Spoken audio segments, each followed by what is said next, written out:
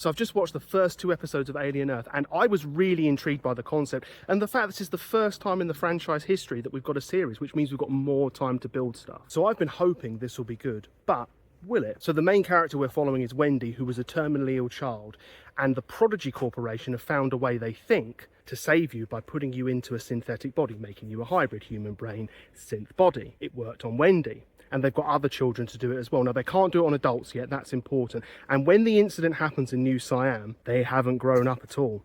It's interesting seeing the back and forth between the past stuff and now. By the way, these children can't leave that facility either, so their families think they're dead. Ooh, evil stuff. But yeah, they still haven't grown up when New Siam has the disaster of the Weyland ship crashing into a building there. And they do give us a recap on the corporations, which is cool. It either reminds you of what's going on, gives you, I think, a little bit of new information from... I've watched the Alien films, but a lot of them a long time ago. And this is set 2 years before the original Alien movie. So it's kind of cool seeing the back and forth between when they actually transfer them into the synthetic bodies and what's happening now with that disaster.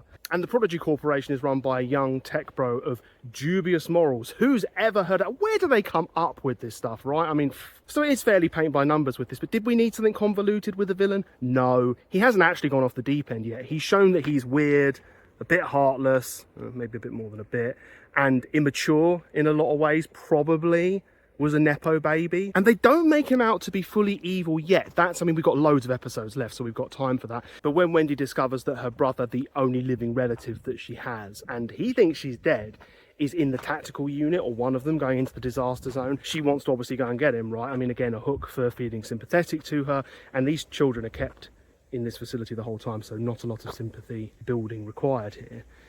He's like, no, or they're like, no, and it's like, all right, go on, science. And you just know that even though he says, don't lose any, don't break any, even if they do, he still learns. So plenty of ways for them to take advantage of a very naive child like Wendy and her cohort. Nobody's going to come out of this well. And actually the corporations are going to be fighting each other in there, because this is Weyland tech.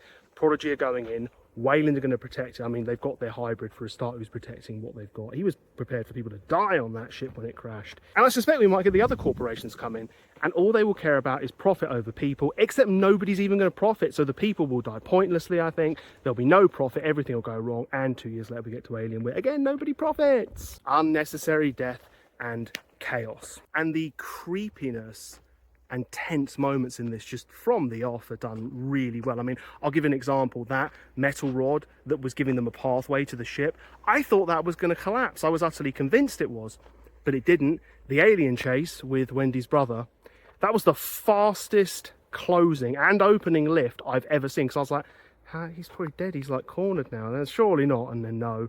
Well, good for him. Bit of plot armor, but doesn't matter, does it? And the aesthetics are on point. It's just Alien, isn't it? They just had to stick to the original Alien aesthetics. It is funny though that 97 years in the future, not a lot is going to have changed on Earth. I mean, the spaceships and everything, sure, they're doing way more than we could, but on Earth apparently barely anything's moved on. If you had somebody 97 years before now come in and get to 2025, I think you'd find they think that we're on a lot of wizard level stuff. They recognise people don't change. But in conclusion, the way they're setting this up as an Earth disaster, I love the fact that it feels bigger than the other Alien movies, despite the fact we know where it's going. And as I said, it's set 2 years before the original Alien.